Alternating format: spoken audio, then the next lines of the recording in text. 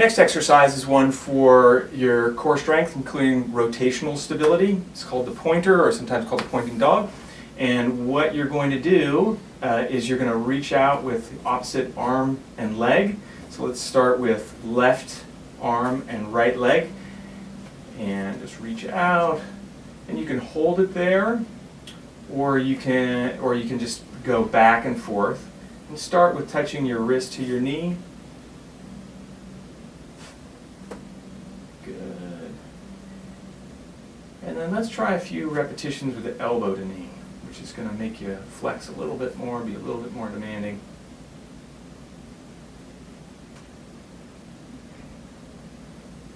Great.